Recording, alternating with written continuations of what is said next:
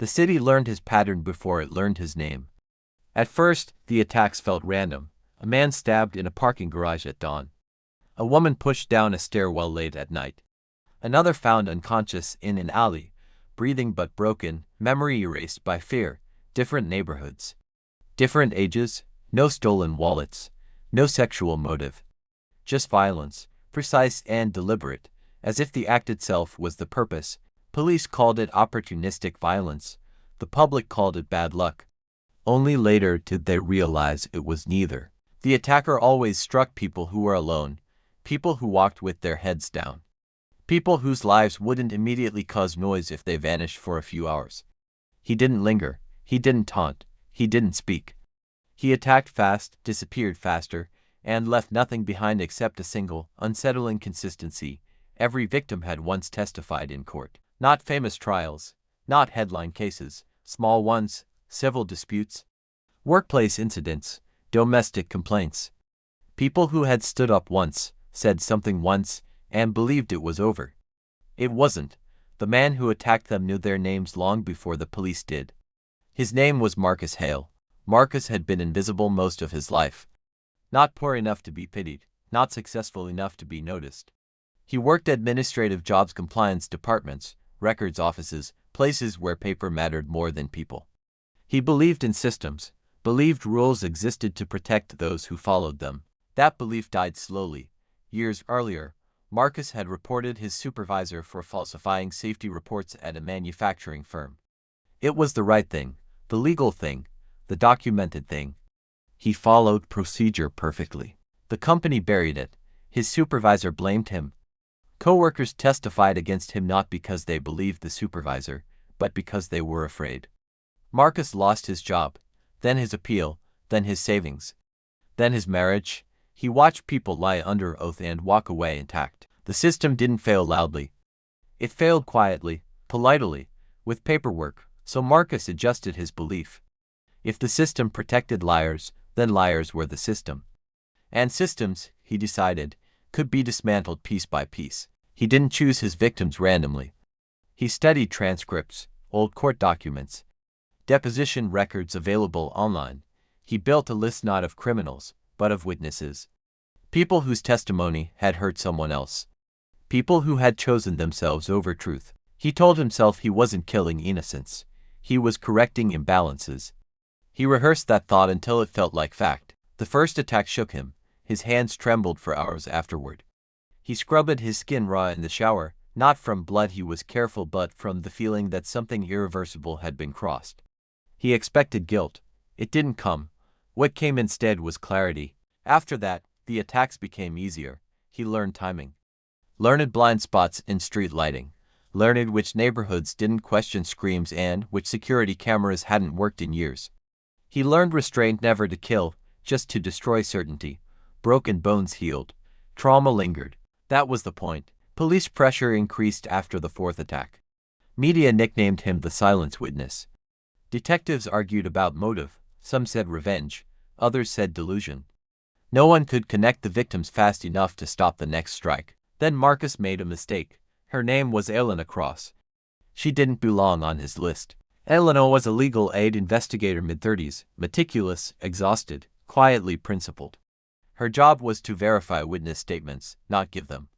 She had signed her name to documents confirming accuracy, but she had never testified, never lied, never twisted a fact. Marcus found her name while skimming court records late one night. It appeared beside a case that had cost a man his freedom. He didn't look deeper, didn't cross-reference, didn't notice the difference between witness and investigator. He just saw another name attached to injustice. The attack happened in a grocery store parking lot just after closing. He approached her from behind, fast and practiced, hand raised, and stopped, because she turned. Because she looked straight at him, not confused, not pleading, just alert. "You're wrong," she said. It wasn't a scream. It wasn't fear, it was certainty. Marcus hesitated for the first time since he started. That hesitation saved her life. She fought back. Not hard, just enough. Knocked his wrist. Sent his phone skidding across the pavement. A security light flicked on. A car door slammed nearby. Marcus ran. Elena collapsed, shaking but alive. She didn't call a friend. She didn't go home. She went to the police. But not as a victim, as an investigator. She listened to the questions differently. Not as someone waiting to be believed, but as someone trained to hear patterns. She noticed what officers dismissed. She corrected timelines. She asked about previous cases. Within hours, she made the connection they hadn't. The victims weren't random. They were witnesses, and she knew why. Elena had worked dozens of cases where witnesses bent the truth not maliciously, but conveniently. She had flagged concerns, filed notes that went nowhere. Watched judges shrug and move on. She realized something chilling. Marcus wasn't hunting criminals, he was hunting weak points, and she knew how to bait him. With permission from detectives, Elena helped stage a public hearing on a reopened civil case, one involving falsified testimony from years earlier. Her name was listed publicly as a key verifier. Marcus saw it. He felt the pull immediately. The familiar heat in his chest, the sense of unfinished correction. He didn't notice the added patrols, the unmarked cars, the plainclothes officers blending into the crowd. He approached Elena after the hearing, heart-pounding, convinced fate had returned her to him for a reason. She turned again. This time, she smiled. "That's enough," she said softly. Police moved in before he could run. At trial, Marcus finally spoke. Not to deny the attacks, not to justify them, but to explain the logic that had carried him there. He talked about systems, about lies that wore legal language, about how truth could be destroyed without breaking a single law. The courtroom was silent, because everyone there recognized pieces of themselves in his story. The jury convicted him anyway. Justice didn't bend for him, not this time. Elena returned to her work, changed, more careful, more vocal. She pushed harder on inconsistencies, refused to sign off when doubt remained. Sometimes she wondered how close she had come to dying. Other times, she wondered how many Marcus had stopped before he was stopped himself. The city stopped using the nickname. The pattern ended. But the question lingered quietly, where uncomfortable truths always live. How many systems survive not because they are just, but because no one attacks the wrong person soon enough to expose them? Marcus Hale didn't resist when they put the cuffs on him. That unsettled the officers more than if he had struggled. He walked calmly between them, eyes scanning the courthouse hallway as if memorizing it not out of fear, but habit. The same way he used to memorize office layouts. Exit signs, blind corners, places systems forgot to look at themselves. At the station, he asked for water. Then asked for a pen, not a lawyer, not a phone call, a pen. When the detective raised an eyebrow, Marcus only said, "If I don't write it down now, it'll lose its shape." They let him write. Page after page, names, dates, case numbers, marginal notes about testimony inconsistencies, small observations no one else had bothered to flag.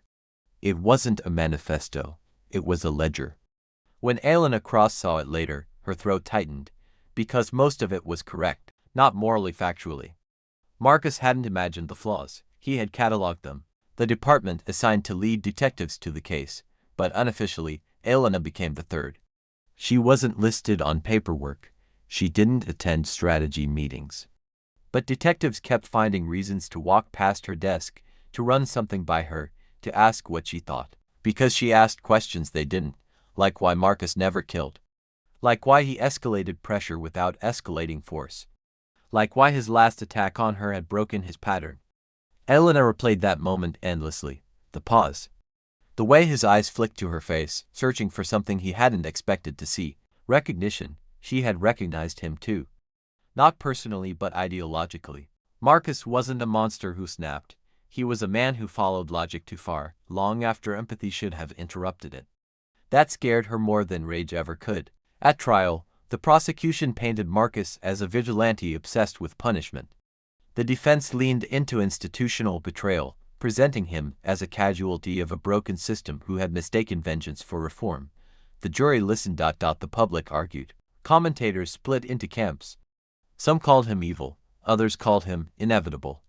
Online threads bloomed overnight, dissecting old cases, questioning witnesses, reopening wounds that had never healed properly. Marcus became a symbol that disturbed Elena deeply. Because symbols flatten people and systems hide behind symbols. She testified calmly, precisely. She didn't dramatize the attack. She didn't cry. She described the error that had placed her in danger. The mislabeling, the rushed assumption. The system failed twice that night, she said.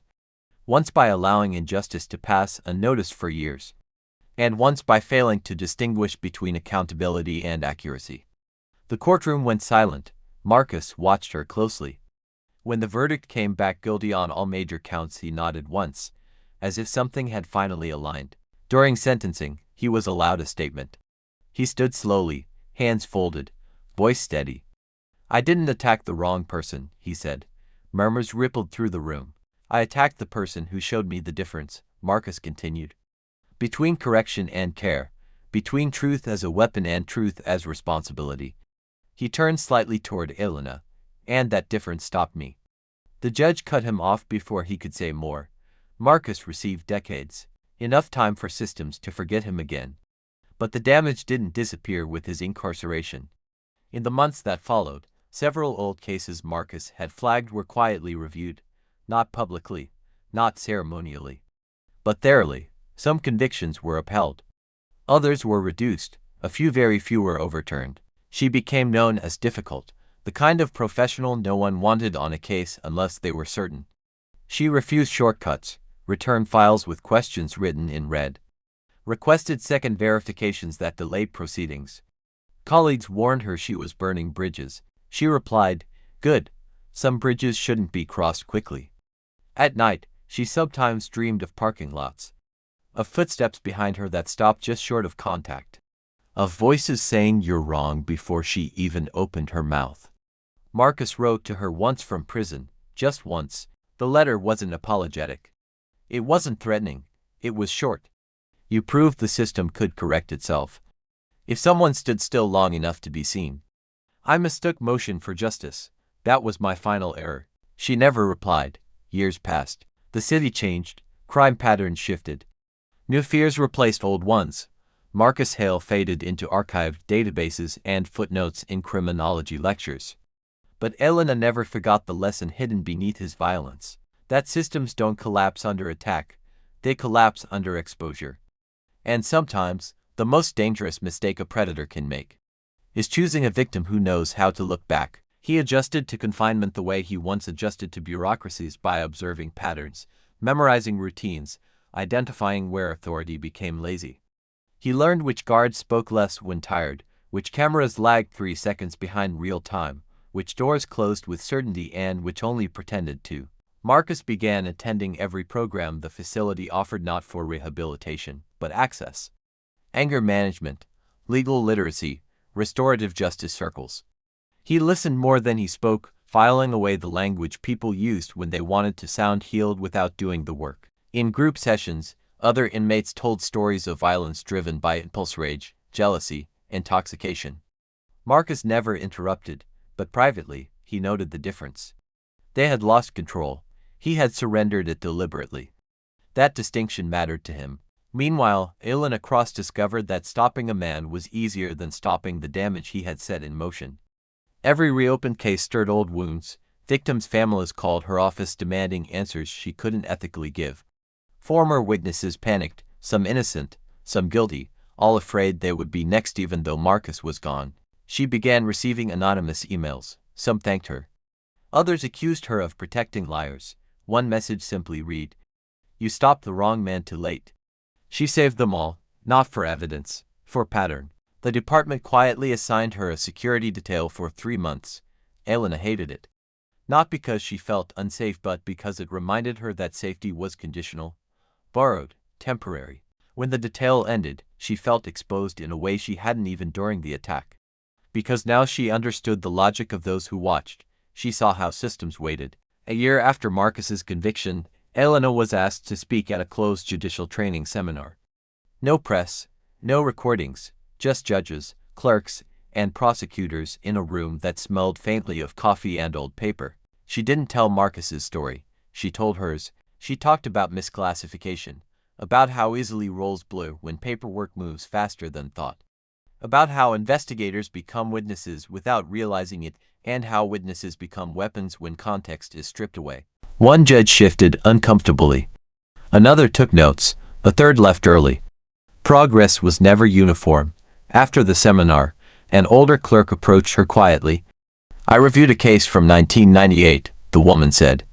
"One Marcus mentioned in his notes. I think we were wrong." Elena nodded. "I know." The clerk looked startled. "You didn't even ask which one." Elena met her eyes. "You wouldn't be here if you weren't sure." That night, Elena dreamed of Marcus again, but this time, he wasn't attacking anyone. He was standing behind a glass wall, watching people move through metal detectors, stamping papers, approving files. He wasn't angry, he was patient. She woke with a knot in her chest she couldn't entangle.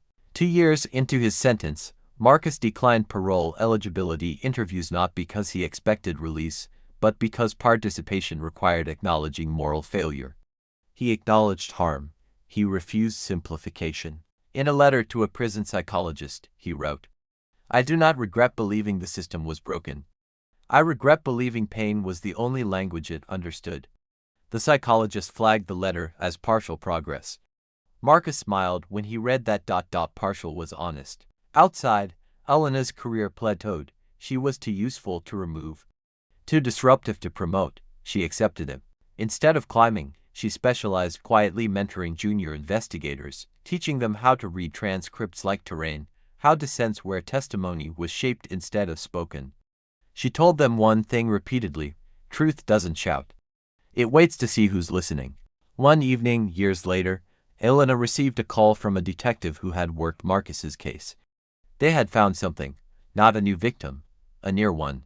A man who had been followed weeks before Marcus's arrest, stalked, studied, but never touched. His name had been circled in Marcus's ledger but crossed out. The note beside it read, "Testimony coerced, not culpable." Elena closed her eyes. Marcus had stopped before the end, not because of prison, because of her. That knowledge didn't feel like victory. It felt like weight. On the 10th anniversary of Marcus's sentencing, Elena visited the courthouse alone, not for a case, not for work. She sat in the back row where she had once testified. The room was empty. She imagined all the voices that had passed through it, some honest, some afraid, some carefully false. She imagined Marcus sitting where the defendant once sat, believing motion equaled justice. She whispered into the quiet, "You were wrong." But then she added, barely audible, "And so were we." Outside, the city moved on. It always did. But beneath the movement, something subtle had changed. Files took longer to approve. Questions appeared more often in margins. Silence was no longer assumed to mean agreement. Marcus Hale would die in prison years later of natural causes, quietly, without ceremony. No headlines, no reckoning. Just a short internal memo noting the date. Elena read it once. Then she deleted the email. Some stories don't need endings, they need awareness. And sometimes, the greatest exposure doesn't come from attacking the system, but from surviving it long enough to force it to look at itself. The memo announcing Marcus Hale's death was 3 sentences long. No adjectives, no history, no context. Just a date, a time, and a cause. Elena read it once, then folded the paper carefully, as if it were fragile not because of what it said, but because of what it didn't. There was no mention of the people he had hurt. No mention of the cases he had forced back into the light. No mention of the moment he stopped. The system had closed him the way it closed everything else, neatly, impersonally, without reflection. That night, Elena didn't dream. She lay awake listening to the ordinary sounds of her apartment, pipes ticking, a car passing, a neighbor laughing too loudly at something on television, life continuing, unbothered. In the weeks that followed, nothing dramatic happened. That, she realized, was the point. No copycat attacks, no sudden reforms. No speeches about lessons learned, just small changes that only people like her noticed. A junior prosecutor hesitating before submitting a file. A clerk flagging a deposition for review instead of rubber stamping it. A judge asking a witness to clarify how they knew something, not just what they knew. Momentum slowed, and where momentum slowed, truth had room to breathe. Years later, one of the investigators Elena had mentored called her late one afternoon. "I caught something," he said, "a detail everyone else missed. If you hadn't trained me to look for shaped testimony, I'd have skipped it." The case was dismissed quietly. No headlines, Just one less wrong conviction. Elena never spoke Marcus's name aloud anymore. Not because it hurt, but because it no longer mattered. What mattered was the pause he had forced into the system, the hesitation, the second look. Sometimes, standing in courtrooms or offices or hallways heavy with authority, Elena would remember something Marcus had written in one of his letters never sent, only archived. Systems don't fear collapse, they fear inspection. She understood now what he hadn't then. Inspection didn't require violence. It required patience, endurance, witness. On her last day before retirement, Elena cleaned out her desk slowly. She left behind nothing personal, no photos, no notes, no letters. But in the bottom drawer, she placed a single file unlabeled. Inside were copies of cases that had gone wrong once and been corrected later. No commentary, no conclusions, just evidence of pause. When her replacement asked what it was for, Elena smiled faintly. "It's not," she said. "It's a reminder." Outside, the city moved the way cities always do, fast, distracted, convinced motion meant progress. But beneath that movement, something fragile and necessary remained. A willingness to stop, to listen, to understand that justice wasn't found in speed or certainty, but in the uncomfortable space where silence no longer meant agreement. And that was Marcus Hale's final legacy. Not the attacks, not the fear, but the mistake that exposed the truth. But beneath the movement, something fragile and deliberate endured. It wasn't visible from the street. It didn't announce itself with reforms or slogans. It lived in margins, in pauses, in the space between almost and approved. Elena knew it because she had learned to listen for it. Silence no longer meant agreement. Sometimes it meant doubt. Sometimes it meant restraint. Sometimes it meant someone had stopped long enough to ask whether they should proceed at all. Years after Elena retired, her name surfaced occasionally in conversations she would never hear. A junior attorney would mention an old mentor who insisted on second looks. A judge would recall a seminar that made them uncomfortable in a way they couldn't quite articulate. A clerk would hesitate over a file and not remember why, only that something felt unfinished. None of them said Marcus Hale's name. None of them needed to. His legacy was not the violence, not the fear, not the list. It was the interruption. The moment the system was forced to slow down, not by protest, not by policy, but by exposure. By the realization that certainty could be dangerous, and speed could be cruel. Marcus had believed motion was justice. Elena had learned that justice required stillness. Years later, in a city courthouse much like the one Elena had last walked through, a witness would pause mid-testimony.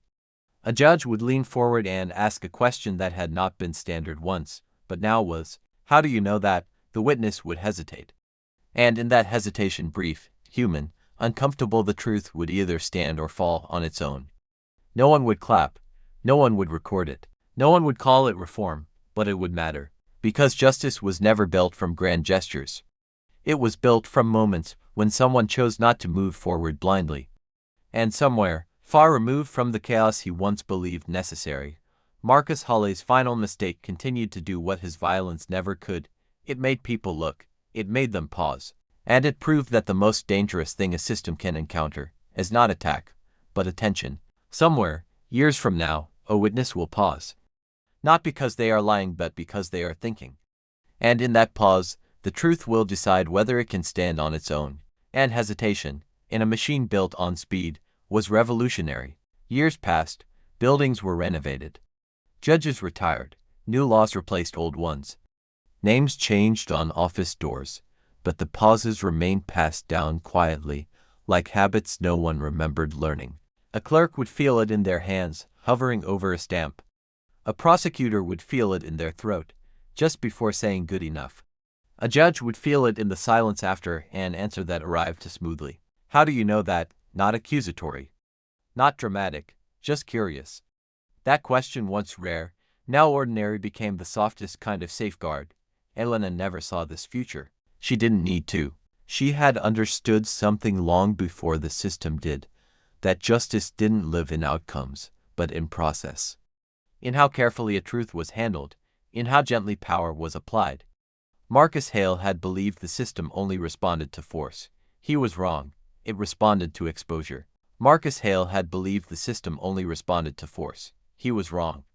It responded to exposure, to attention, to being watched by someone who refused to look away. That was his final mistake. And unlike all the others, it did not destroy anything. It built something quieter, something harder to undo. Somewhere, years from now, a witness will pause. Not because they are lying but because they are thinking. And in that pause, the truth will decide whether it can stand on its own. No one will credit Marcus Hale. No one will remember Elena Cross. But the pause will remain, and that will be enough. Because the most lasting change a system can undergo is not collapse, but conscience. No one would mark that pause as important. It wouldn't be logged. It wouldn't be transcribed. It wouldn't appear in any record except memory. But it would matter more than verdicts ever did. Because in that pause, something fragile would be protected, the idea that truth was not something to be forced out of people, but something that had to be handled. Marcus Hale had wanted justice to arrive like a blow, fast, decisive, unavoidable. He believed the system only listened when it was hurt. But the system did not change because it was attacked, it changed because it was watched, because someone stood still long enough to notice how often certainty arrived too quickly. How often answers were rewarded for confidence instead of care. How easily speed disguised itself as efficiency. Marcus had been wrong about many things, but his final mistake, choosing the wrong person, exposing the difference between correction and cruelty, did what his violence never could. It slowed the machine, and once slowed, the machine could be examined. Years from now, no one will speak his name. They won't need to. The habit will remain. The instinct to hesitate, to ask one more question, to sit with discomfort instead of rushing past it. And that is how justice survives, not as an outcome, not as a headline, but as a practice passed quietly from one person to the next. A pause in a clerk's hand, a catch in a prosecutor's throat, a silence a judge refuses to ignore. Justice will not announce itself. It never has. It will simply wait, in the space between almost and approved, for someone patient enough to listen. And when they do, the system will change again, not all at once. Not forever, but enough to matter. It doesn't arrive with applause. It doesn't demand to be seen. It shows up in restraint, in questions asked instead of conclusions drawn, in the courage to wait when rushing would be easier. It doesn't arrive with applause. It doesn't demand to be seen. It shows up in restraint, in questions asked instead of conclusions drawn, in the courage to wait when rushing would be easier. Most people will never notice when justice is done right.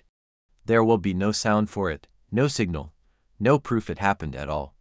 Only the quiet knowledge that something could have gone wrong and didn't. And that will be enough, because justice was never meant to be loud. It was meant to be careful. Careful things don't ask to be remembered.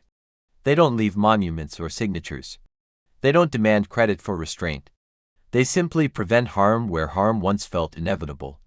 And in a world that mistakes speed for progress and certainty for truth, that quiet prevention is everything. Justice doesn't survive because it wins. It survives because, again and again, someone chooses not to rush, not to assume, not to close the file too quickly. They pause. And in that pause, the future bends. Not dramatically, not visibly, but just enough to keep going. That is how justice endures. Not loudly, not perfectly, but carefully. Most systems are not destroyed by cruelty. They are weakened by neglect, by shortcuts taken too often, by questions left unasked because time felt expensive, by decisions made quickly enough to feel efficient, but not carefully enough to be just. Justice survives in opposition to that instinct. It survives when someone notices the unease they could ignore, when they feel the pressure to conclude and resist it, when they understand that being done is not the same as being right. No one applauds those moments. No one writes them down. They pass quietly, from habit to habit, from one careful person to the next. And years later, when harm fails to occur, when a mistake that once would have been inevitable simply doesn't happen, no one will know why, except that somewhere, someone paused. And that pause held. That is not a victory story. It is something smaller, something rarer.